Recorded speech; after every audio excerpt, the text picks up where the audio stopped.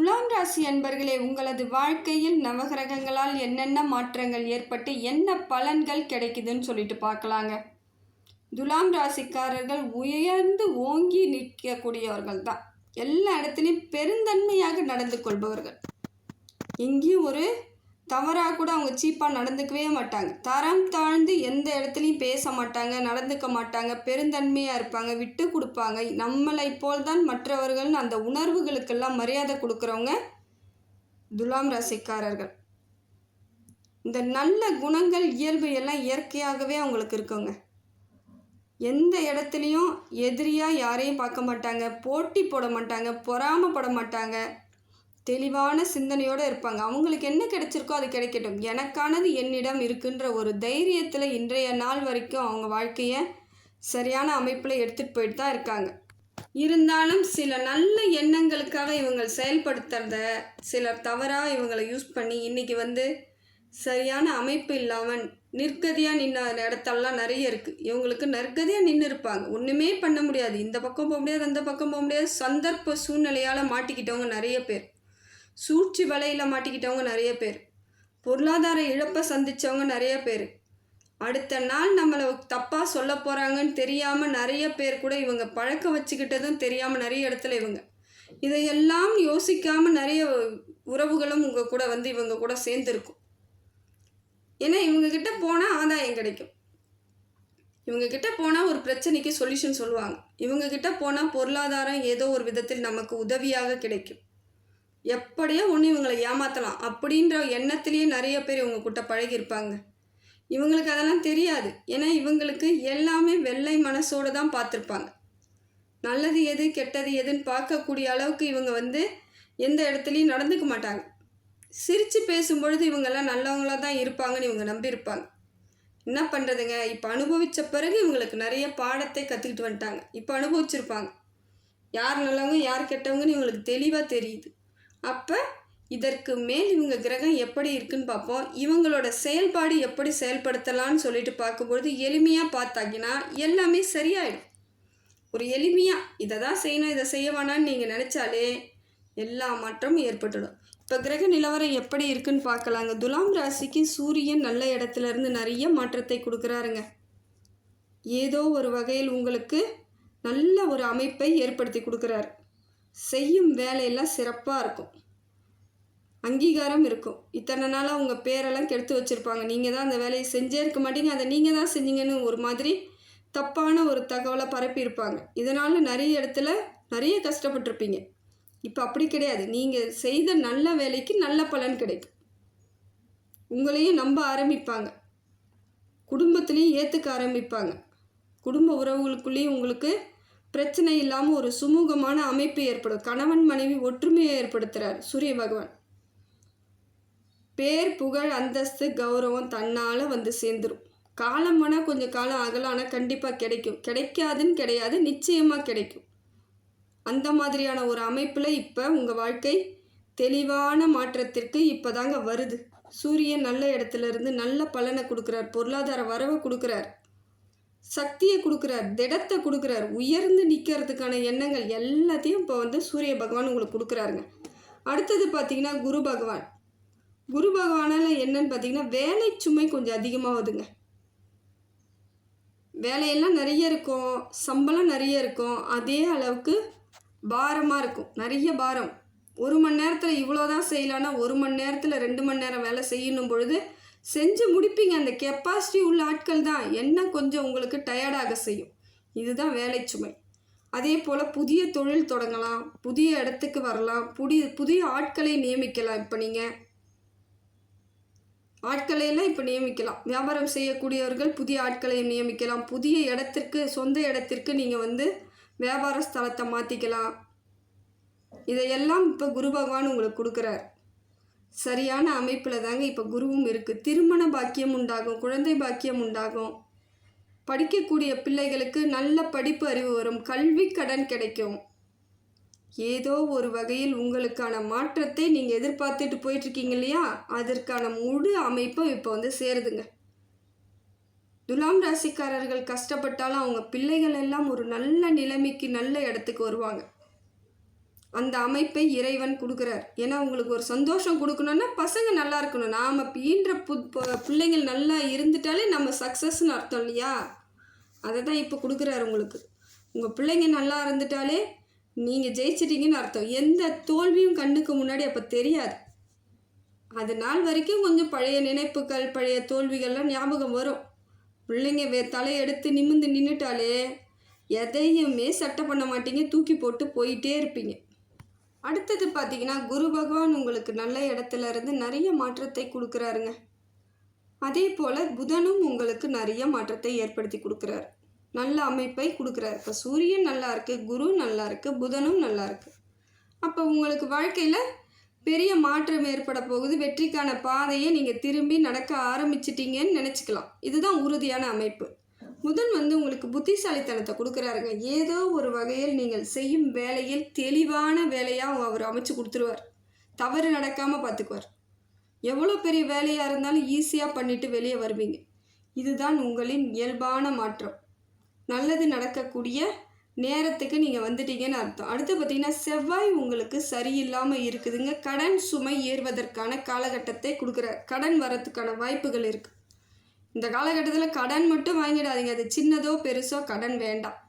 சின்னதாக தாங்க பரவாயில்லைங்க, வேறு வழி இல்லைங்க அப்படின்னும் பொழுது சின்னதாக வாங்கக்கூடிய கடன் தான் நாளைக்கு பெரிய இடத்துல பெரிய அளவில் எடுத்துகிட்டு உங்களுக்கு சிரமத்தை கொடுத்துரும், அவமானத்தை ஏற்படுத்தி கொடுத்துரும். ₹1,00,000 கடன் வச்சுருக்கவனா எவனுமே என்னன்னு கேட்க மாட்டான். ஏங்க எப்போங்க தருவீங்கன்னு கேட்டு போயிடுவாங்க. 1000 500 வச்சுருக்கிறவனை பார்த்து தான் எப்போயா தருவேன், என் காசு எப்போயா தருவேன் அப்படிங்கிற மாதிரி அசிங்கப்படுத்துவாங்க. அதெல்லாம் இயல்பான இந்த மனுஷங்க குணமாக போயிடுச்சு. மனுஷத்தன்மை எல்லாருக்கும் இல்லாமல் போனதோட விளைவு தான் இது. அதனால் இப்போ கடன் மட்டும் வாங்காதீங்க. தயவு செஞ்சு கடன் வாங்கினீங்கன்னா வளர்ந்துக்கிட்டே போகும். பல ஆண்டுகள் கூட ஆகலாம் அந்த கடன் அடைக்க. அதனால் இந்த காலகட்டத்தை கொஞ்சம் கடனை தவிர்த்துருங்க. வண்டி வாகனத்தில் செல்லும் பொழுது பார்த்து போங்க. உறவினர்கள்கிட்ட ஜாக்கிரதையாக இருங்க. அதிகமாக பேசாதீங்க. அப்படியே பேச வேண்டியது வந்துச்சுனாலும் தேவையானதை பேசிவிட்டு அவங்கள அந்த இடத்துலேருந்து ஒன்று அவங்கள போக வைக்க, இல்லை நீங்கள் நகர்ந்து வந்துடுங்க. இதுதான் உங்களுக்கு சரியான அமைப்பு. அடுத்தது பார்த்திங்கன்னா, சுக்கிரன் உங்களுக்கு பொருளாதார மாற்றத்தை ஏற்படுத்துகிறார். திடீர் பண வரவு எங்கேருந்து வரும்னு தெரியாது, வரும். செலவு இல்லாதது.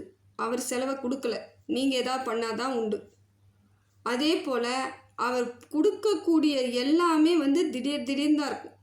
ஒரு திடீர்னு சொந்தக்காரங்க வீட்டுக்கு வந்துடுவாங்க, நினச்சி கூட பார்க்க மாட்டீங்க. திடீர்னு நிற்பாங்க. அன்றைக்கு அவங்களுக்காக நீங்கள் செலவு பண்ணுறதோ இல்லை எப்படி அவங்கள நீங்கள் இது பண்ணுறீங்களோ அது உங்கள் விருப்பம். அதை போல தான் ஆன்மீக சிந்தனை ஏற்படுத்துவார். ஆடை ஆபரணங்களை வாங்க வைக்கிறாரு. இதையெல்லாம் உங்களுக்கு சுக்கிர பகவான் செய்கிறது சந்தோஷம்தான், தப்பு கிடையாதுங்க. உங்கள் ராசிநாதன் இல்லையா, உங்களுக்கு நல்ல சப்போர்ட் தான். பெரும்பாலான நேரங்களில் நீங்கள் துணிச்சலாகவும் சந்தோஷமாகவும் பணத்துக்கு ஒரு அளவுக்கு பணமே இல்லைன்ற அளவுக்குலாம் இல்லாமல் ஏதோ ஒரு வகையில் இருக்கிறது காரணம் உங்கள் ராசிநாதன் எப்பொழுதும் உங்கள் ராசியிலே இருப்பதுனால் சந்தோஷமாக தான் இருப்பீங்க. எவ்வளோ பிரச்சனை இருந்தாலும் மனசுக்குள்ளே ஒரு தைரியம் இருக்கிறதுக்கு காரணம் சுக்கிர பகவான் தாங்க. அடுத்தது பார்த்திங்கன்னா, சந்திரன் சரியில்லைங்க. மனசளவில் உங்களை போட்டு பாடாப்படுத்துவார், மனசை போட்டு கஷ்டப்படுத்துவார். தேவையில்லாத நினைப்பு, தேவையில்லாத சிந்தனை, தேவையில்லாத ஆசை, தேவையில்லாத கற்பனை இதெல்லாம் வரும்.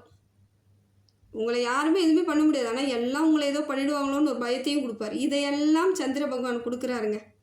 அதுக்கெல்லாம் பயந்துடாதீங்க. இதுக்கெல்லாம் பயப்படவும் கூடாது. இரவில் நல்லா தூங்குங்க. ஒரு சிலவங்க தூங்கவே மாட்டாங்க, சுற்றி சுற்றி வருவாங்க. காரணமே புரியாது. பகல்லையும் தூங்க மாட்டாங்க, இரவுலையும் தூங்க மாட்டாங்க. ஆனால் ஒரு நாள் மொத்தமாக சேர்த்து உடம்புக்கு ஏதோ பிரச்சனையை மட்டும் கொடுத்துரும். அதனால் அது மாதிரிலாம் இருக்காதீங்க. நல்லா சாப்பிடுங்க, நல்லா தூங்குங்க. எவ்வளோ கஷ்டத்தை பார்த்துட்டீங்க, ஜெயிக்கிற காலம் வந்துருச்சு. ஜெயிக்கிறதுக்குன்னா உடம்புல தெம்பு வேணும் இல்லையா? அதை நினச்சிக்கிட்டு உங்கள் வேலையை செஞ்சுக்கிட்டே இருங்க. கூடிய விரைவில் மாற்றம் ஏற்பட்டுடும். அதே போல் சந்திராஷ்டிரமத்தையும் பார்த்துக்கணும். சந்திரன் சரியில்லாத பொழுது சந்திராஷ்டிரமம் இன்னும் சரி இருக்காது. உங்களுக்கு ரொம்ப கடுப்பை ஏற்றி விட்டுரும். கட்டுன்னு இருப்பீங்க. அன்றைய தினம் முழுக்க எல்லோரிடமும் கடுன்னு நடந்துக்குவீங்க. தொட்டதுக்கெல்லாம் கோவம் வரும். அது நீங்களே அமைதியாக போனாலும் எதிர்க்க வரவங்க உங்களை கோவப்படுத்தி பார்ப்பாங்க. இதையெல்லாம் அந்த தினம் நாம் சமாளித்து தான் ஆகணும். அதே போல் அன்றைய தினத்தில் புதிய முயற்சி எதுவும் பண்ணாதீங்க. நல்ல காரியங்கள் எதுவும் பண்ணாதீங்க. முடிந்த வரைக்கும் இயல்பாக என்னென்ன கடமை செய்யணுமோ அதை மட்டும் செஞ்சுக்கிட்டு போங்க. மிச்சமாக எதுவும் செய்யாதீங்க. அந்த தினத்தை கொஞ்சம் அவாய்ட் பண்ணுறது ரொம்ப நல்லது. அடுத்தது பார்த்திங்கன்னா, சனி பகவான் உங்களுக்கு நல்ல இடத்துல இருந்து நிறைய மாற்றத்தை கொடுக்குறாருங்க. எதை செய்தாலும் லாபம் கிடைக்கும். எப்படியோ ஒரு விதத்தில் செய்யறதுக்கும் உங்களுக்கு ஆலோசனை கிடைக்கும். தெளிவான சிந்தனை கிடைக்கும். மன மாற்றம் ஏற்படும். மகிழ்ச்சி ஏற்படும். தூய்மையான ஒரு சில சிந்தனைகள் கிடைக்கும். எதை செய்தால் நமக்கு லாபம் கிடைக்குன்ற அளவுக்கு உங்களுக்கு சிந்தனை தெளிவு கிடைக்கும். இதையெல்லாம் சனி பகவான் கொடுக்குறார். தேக ஆரோக்கியம் ஏற்படும். ஆயுள் தீர்க்கம் உண்டாகும். செய்த புண்ணியங்கள் அனைத்தும் உங்களுக்கு பலனாக கிடைக்கும்.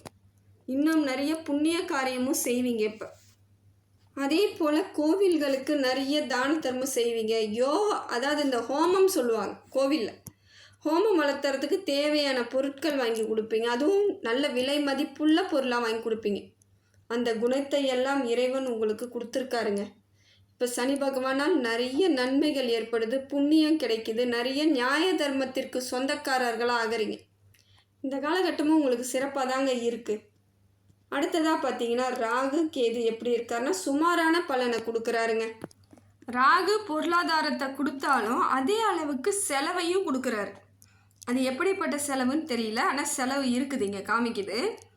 வீண் விரயமா இல்லை நல்ல செலவான்னு நீங்கள் அங்கே செயல்படுத்த விதத்தையும் பார்த்துக்கணும். வீண் விரயத்தை மட்டும் ஏற்படுத்திக்காதீங்க.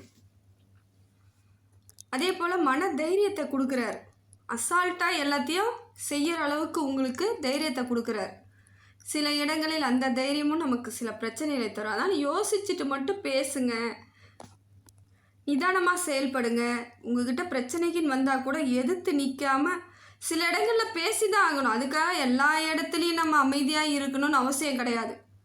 பேசுகிற அவங்களுக்கு எவ்வளோ தைரியம் இருக்கோ அதே தைரியம் நமக்கு இருக்குது. நம்ம விட்டு கொடுக்கறதுனால நாம் ஒன்றும் கோழைகள்லாம் கிடையாது. இருந்தாலும் நம்மளை நம்ம நிம்மதியாக வச்சுக்கிறதுக்கு தான் விட்டு கொடுக்குறோம். அது தெரியாமல் அவங்க நம்மளை தப்பாக எடுத்துக்கிட்டாங்கன்னா அதை பற்றியும் கண்டுக்காதீங்க. அவங்களோட புத்தி அவ்வளோதான், சின்ன புத்தின்னு சொல்லிட்டு போயிட்டே இருந்துடணும். சில இடங்களில் விட்டு கொடுங்க. சில இடங்களில் பாருங்கள், பிரச்சனையை எப்படி சரி பண்ணலான்னு பார்த்து சரியாக்கிக்கோங்க. இதையெல்லாம் ராகு பகவான் உங்களுக்கு கொடுக்குறாரு, பார்த்துக்கோங்க. அடுத்தது பார்த்திங்கன்னா கேது பகவானால் ஆன்மீக சிந்தனை உருவாகுதுங்க.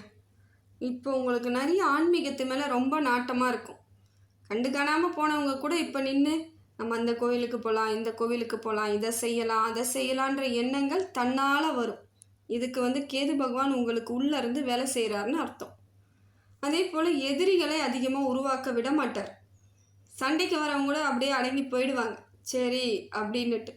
அந்த அளவுக்கு கேது பகவான் உங்களுக்கு சப்போர்ட் பண்ணுறாரு. அரசாங்கத்து மூலமாக கிடைக்க வேண்டிய உதவிகள் இல்லை அரசாங்க பணிக்கு ஏதாவது போகணுன்றவங்க இப்போ எக்ஸாம் எழுதலாம். தெளிவாக படிச்சுட்டு எக்ஸாம் எழுதுங்க. முயற்சி பண்ணுங்கள். எதுவுமே பண்ணாமல் எனக்கு கிடைக்காதுன்னு சொல்கிறவங்கள ஒன்றும் பண்ண முடியாது. கிடைச்சிடும் அப்படிங்கிற நம்பிக்கையோடு எல்லாத்தையும் படிச்சுட்டு எக்ஸாம் எழுதிட்டு வாங்க. கண்டிப்பாக கிடைக்கிறதுக்கான வாய்ப்புகள் இருக்குது. முயற்சி தாங்க எது ஒன்றுமே நம்மளை ஒரு இடத்துல இருந்து அடுத்த இடத்துக்கு கொண்டுட்டு போகிறது. முயற்சி பண்ணிக்கிட்டே இருங்க. ஒரு நாள் நிச்சயமாக ஜெயிச்சிருவீங்க. அதுக்கு எத்தனையோ பேர் உதாரணம் இருக்காங்க.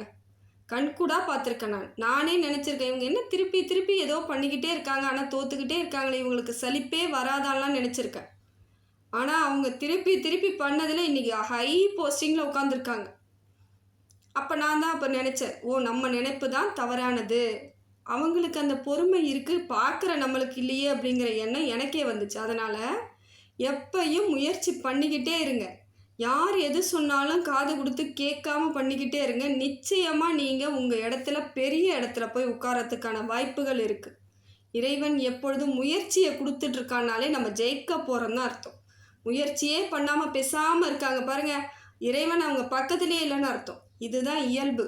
உங்களுக்கு எல்லாமே சரியான அமைப்பில் தாங்க இருக்குது. துலாம் ராசிக்காரர்கள் வாழ்க்கையில் பெரிய மாற்றத்தை நீங்கள் சந்திக்க போகிறீங்க. இப்போ கடந்து வந்த பாதைகள்லாம் போயிட்டு போகுதுங்க. வரக்கூட பாதையை நீங்கள் நல்லபடியாக அமைச்சிக்கணுன்னா சரியான சிந்தனையோட சரியான தெளிவான அமைப்போடு இருந்தால் மட்டும் போதும். முயற்சி பண்ணிக்கிட்டே இருங்க. வாழ்க்கையில் ஜெயிச்சிருவீங்க. இறைவன் அருள் எப்பொழுதும் உங்களுக்கு இருந்துக்கிட்டே இருக்கும்.